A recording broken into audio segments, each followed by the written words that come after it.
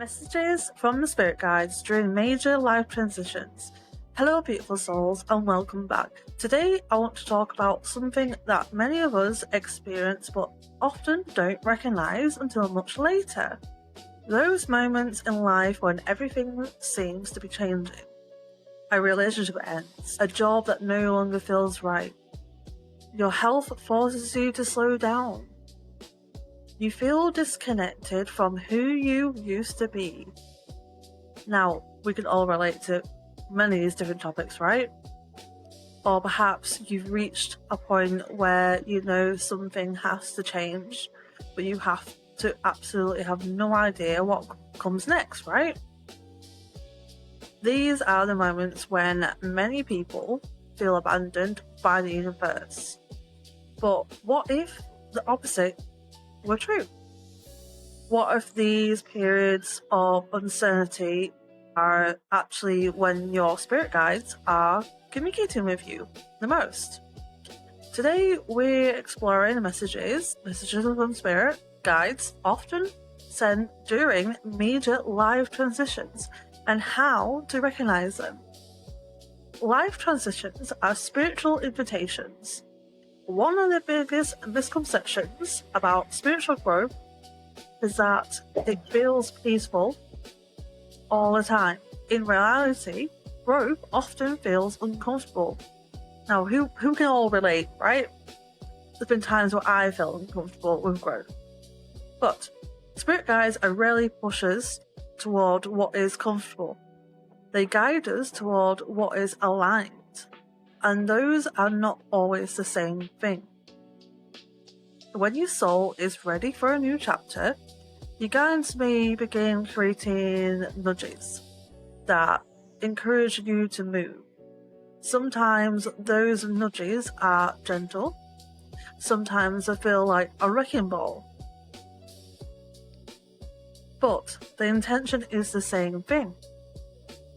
To help you become who you were always meant to be. Now, this is a message one. What no longer fits and must fall away. One of our first messages from spirit guides sent during a transition is, you have outgrown this. Now, I'm sure a lot of us can understand this one. This might be a relationship, a career, a friend group, an identity, a belief. Challenge is that we often try to hold onto what feels familiar. Maybe begin making things feel uncomfortable, not as a punishment, but as a protection. They know you cannot step into the new while clinging onto the old, right? Now, this is message 2. Slow down and listen. Many people think spirit guides communicate through dramatic signs. Sometimes they do.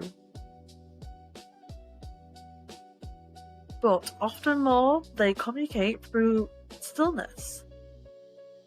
During transitions, your guides may be asking you to pause, to stop forcing, to stop chasing answers, to stop trying to control every outcome.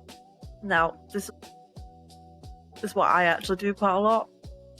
So, the space between chapters can feel uncomfortable, but it's often where the deepest guidance arrives. Sometimes the next chapter, the next step isn't visible because you're being asked to strengthen trust first. Now, this is message 3. Your intuition is getting louder. During major life transitions, intuition often becomes stronger. You may notice repeated gut feelings, vivid dreams, synchronicities, numbers appearing everywhere, sudden knowing, strong emotional reactions. You guys often use these experiences to get your attention. The problem is that fear usually gets louder too, and that's why it's important to ask, does this feel like fear, or does this feel like a deeper knowing? The more you practice listening, the clearer the message becomes. Message 4. You're being redirected, not rejected. This is one of the hardest lessons.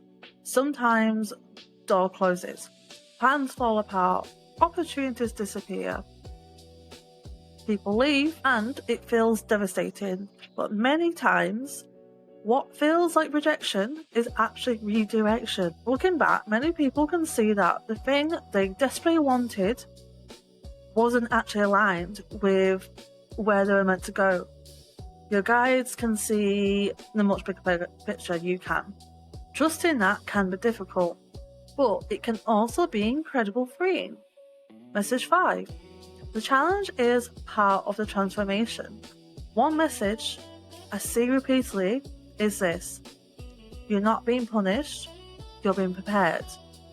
The difficult seasons often become the very experiences that later allows us to help others. Your wounds become wisdom, your struggles become strength, your story becomes medicine. The challenge isn't happening to you, it's shaping you. If you're currently navigating a major life transition, I want to leave you with this. You don't need to have all the answers today. You don't need to know exactly where you're going. You don't need to see the entire path. Sometimes the most spiritual thing you can do is trust your next step. Your spirit guides are not only asking you to have certainty, they are asking you to stay connected. So stay present, stay open, and trust that even in the uncertainty, you are being guided. Now, I want to thank you for today, for spending time with me. If this episode resonated with you, I'd love for you to share it with someone who may be navigating their own season of change. Until next time, trust your intuition, trust your journey, and remember that you are never walking alone.